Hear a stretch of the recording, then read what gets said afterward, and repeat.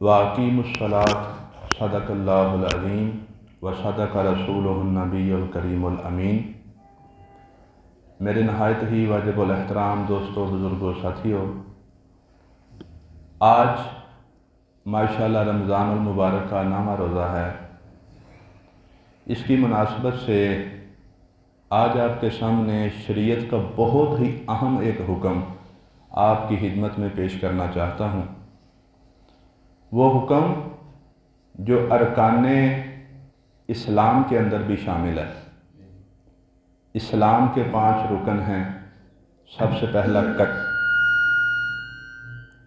पहला कलमा, और कलमे के बाद जो सबसे अहम रुकन है अल्लाह ताला की इबादत के तौर पर, वो है नमाज।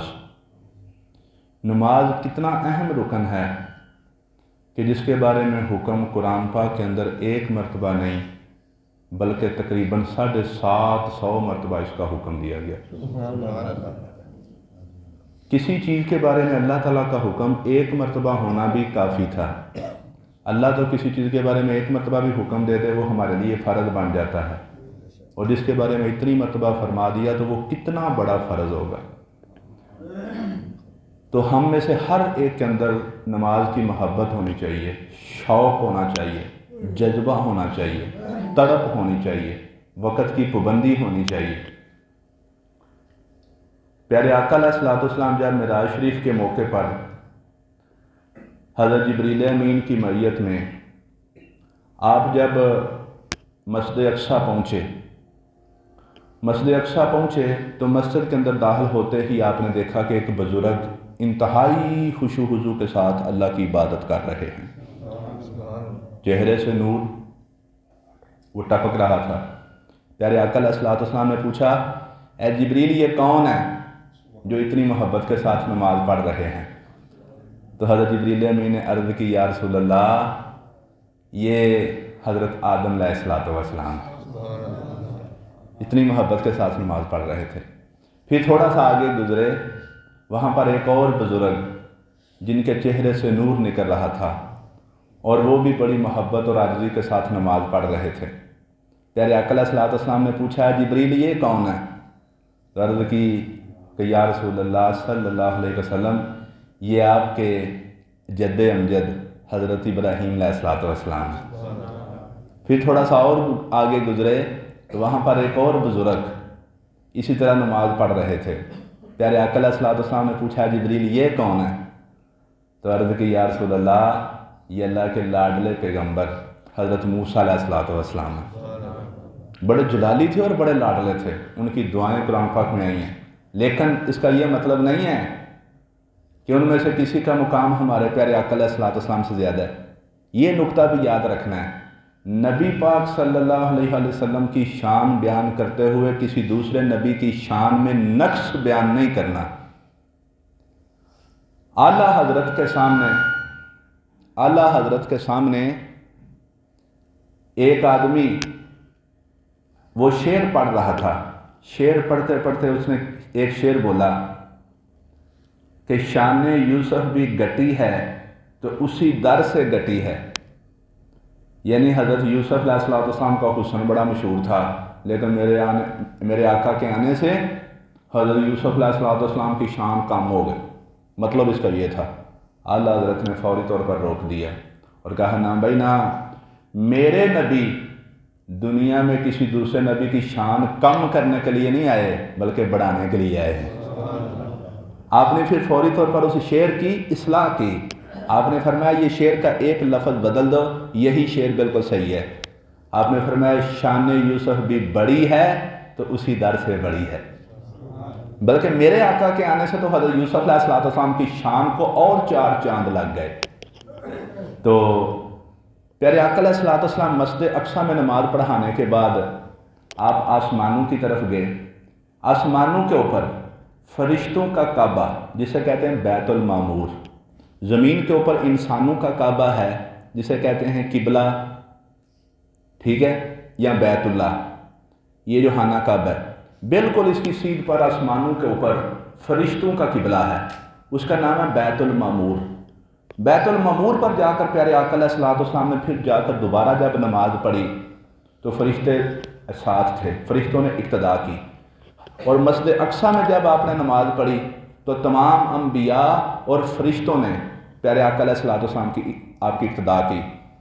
تو جب بیت المعمور پر تمام فرشتوں نے نبی پاک صلی اللہ علیہ وسلم کی اقتدا کی، آپ نے سلام پھیرا تو آپ کو دو طرح کے لوگ دکھائے گئے، آپ کو دو طرح کے لوگ دکھائے گئے۔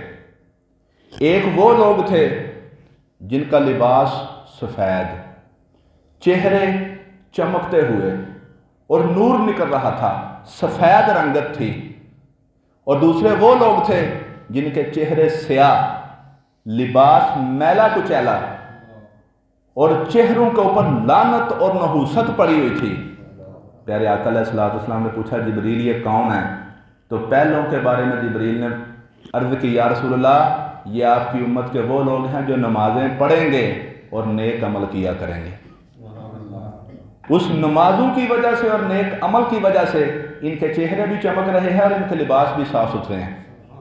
اور دوسروں کے بارے میں حضرت جبریل امین نے عرض کی یا رسول اللہ یہ آپ کی امت کے وہ لوگ ہیں جو نہ نماز پڑھیں گے نہ ہی نیک عمل کریں گے، اور ان کے چہروں کے اوپر سے نحوست ٹپک رہی ہے۔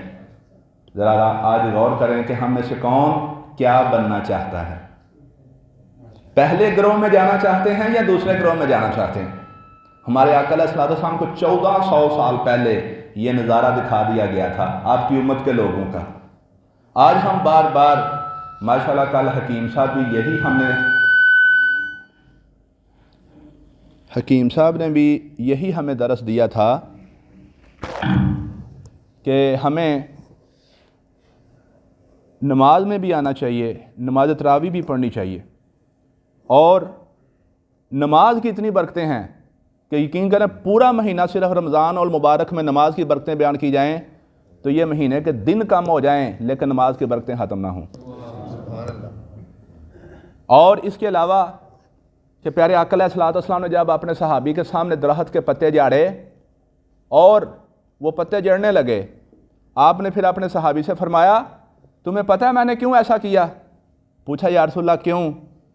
آپ نے فرمایا اس لیے کہ جس طرح میرے ہلانے سے درخت کے پتے نیچے گر رہے ہیں، میرا جو امتی سچے دل سے نماز پڑھے گا اسی طرح اس کے گناہ نیچے جڑ کے گر جائیں گے۔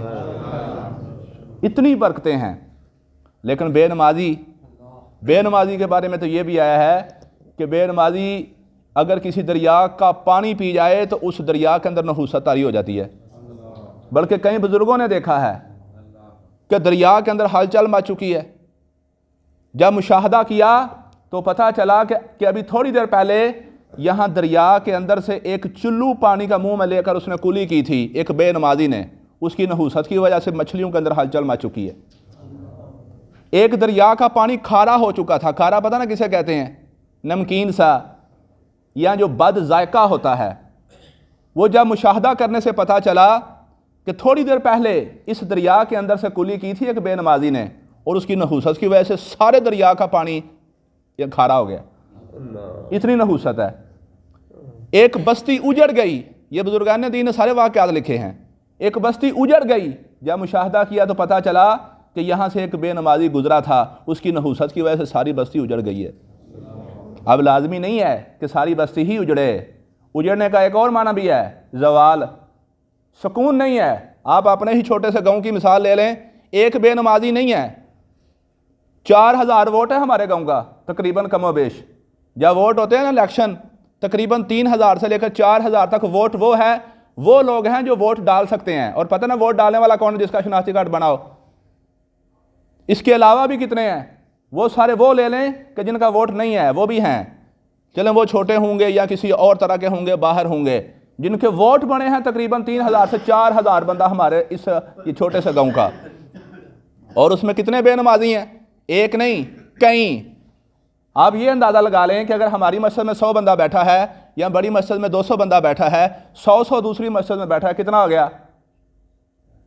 تقریباً یہی کچھ 400-500، تو 3000 یا 4000 میں سے باقی کدھر گئے؟ سارے بے نمازی۔ ایک بے نمازی کی نحوست یہ ہے کہ سارا گاؤں اجڑ جائے، اور اجڑنے کا مطلب یہ نہیں کہ سارے مر جائیں اور سارے مکانات تیس نیس ہو جائیں۔ اجڑنے کا ایک مطلب یہ ہے کہ زوال آ گیا ہے، رزق میں برکت نہیں ہے، دلوں میں سکون نہیں ہے۔ کیا ایسا ہے کہ نہیں؟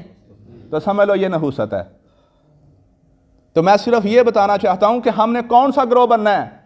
آج کسی کو کہہ دیا جائے لو بھائی تمہارا امریکہ کا ویزا نکل آیا ہے، صبح جلدی جاؤ اور پہلی فرصت میں اپنا پاسپورٹ بنا کے آ جاؤ، اور ہو سکتا ہے کہ اس ہفتے کے کسی دن وہ تمہیں باہر بھیج دیا جائے۔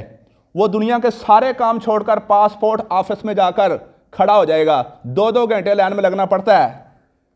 جن لوگوں نے پاسپورٹ بنایا نا ان سے پوچھ لیں، چاہے وہ کسی عمرے یا حج کے لیے یا سعودیہ یا دبئی کے ویزے کے لیے یا کسی یورپ کے لیے، پاسپورٹ بنانے کے لیے کم از کم 2 گھنٹے لائن میں کھڑا ہونا پڑے گا اور وہ اس کو منظور کر لے گا۔ اور صرف 2 گھنٹے نہیں، سارا دن بھی حکیم صاحب ابھی ہو کر آیا اسی سال، سارا دن پاسپورٹ آفس میں کھڑا ہونا اسے منظور ہے، لیکن 1 گھنٹہ نماز تراویح میں کھڑا ہونا منظور نہیں ہے۔ پاسپورٹ کہاں لے کر جائے گا؟ امریکہ، کافروں کے وطن میں۔ 1 گھنٹہ نماز تراویح میں کھڑا ہونا کہاں لے کر جائے گا؟ جنت میں۔ جو 1 گھنٹہ کھڑا ہونا ہمیں جنت میں لے کر جائے گا وہ منظور نہیں ہے۔ جو 5 گھنٹے کھڑے ہو کر ہمیں کافروں کے وطن امریکہ میں لے کر جائے گا وہ ہمیں منظور ہے۔ یہ نحوست نہیں تو اور کیا ہے؟ میں کس کو یار یہ باتیں بتاؤں؟ میں اپنا رونا کس کے سامنے روؤں؟ یار میں تو صرف بیان کر سکتا ہوں۔ اللہ نے اپنے پیارے محبوب کو فرمایا تھا محبوب پریشان نہیں ہونا۔ جب میرے آقا علیہ السلام 13 سال مکہ میں تبلیغ کی تھی آپ پریشان ہو گئے، 12 سال آپ نے مسلسل تبلیغ کی، پھر جب طائف کی وادی میں پہنچے لوگوں نے پتھر مار مار کر لہو لہان کر دیا، اور خون آپ کے پورے جسم سے نکل کر آپ کے پاپوش مبارک یعنی آپ کے جوتے مبارکوں کے اندر خون آ گیا تھا۔ اس وقت اللہ تبارک تعالیٰ نے پھر اپنے پیارے محبوب کو سکون دینے کے لیے اپنی بارگاہ میں بلایا، یعنی معراج شریف کے موقع پر۔ اور پتہ ہے 13 سال تبلیغ کرنے پر جب پیارے آقا علیہ السلام نے پریشانی کا ذکر اپنی زبان سے نہیں کیا، صبر کی انتہا تھی۔ وہ تو اللہ دیکھ رہا تھا کہ میرے محبوب اس وقت پریشان ہیں، لیکن صبر کی انتہا یہ ہے کہ اپنی زبان سے پریشانی کا اظہار نہیں کیا۔ اللہ نے خود فرمایا محبوب پریشان نہیں ہونا، وما علیک الا البلاغ المبین، آپ کے ذمہ صرف بیان کرنا ہے، ہدایت دینا میرا کام ہے۔ وہ میں دیکھوں گا کہ کس کے دل نے آپ کی بات کو قبول کیا ہے۔ یہ جو لوگ بیٹھے ہیں نا، آپ کا کام کیا ہے؟ صرف بیان کرنا۔ وہ پھر میں دیکھ رہا ہوں کہ آپ کی بات کو کس کے دل نے قبول کیا ہے، اسے ہدایت دے دوں گا، اور کس کے دل نے نہیں قبول کیا چلو بھائی گمراہ ہی رہو، فی طغیانہم یعمہون، ساری زندگی اپنی گمراہی اور سرکشی کے اندر بہکتے چلتے پھرتے رہو۔ اللہ تعالیٰ دلوں کو دیکھ رہا ہے، پتہ ہے نا؟ مجھے نہیں پتہ دلوں کا، میں چہرے دیکھ رہا ہوں، اللہ دل دیکھ رہا ہے۔ اب کون اپنا دل اللہ والا بنانا چاہتا ہے اور کون دنیا والا؟ تو میرے پیارے دوستو بزرگوں، یہ چیز آج ہم نے لینی ہے کہ یار اپنے جسم کے اندر اتنی ہمت پیدا کریں کہ ایک بوڑھا آدمی اگر پورا گھنٹہ نماز تراویح میں کھڑا ہو سکتا ہے تو ہمیں کیا ہو گیا؟ ہماری صفیں کیوں خالی ہو رہی ہیں؟ کیا قرآن سننا نہیں چاہتے؟ یہی قرآن تو کہتا ہے کہ اِنَّ قرآن الفجر کان مشہودا، میں کل قیامت والے دن گواہی دینی ہے۔ میرے آقا علیہ السلام نے 1400 سال پہلے پھر آپ نے فرمایا تھا الصیام والقرآن یشفعان للعبد یوم القیامہ، قیامت والے دن یہ روزہ بھی شفاعت کرے گا، یہ قرآن بھی شفاعت کرے گا۔ تو میرے پیارے دوستو بزرگوں، بس اتنی سی بات ہے، اسے یاد رکھنا ہے اور اس کے اوپر عمل بھی کرنا ہے۔ اللہ تعالیٰ عمل کرنے کی توفیق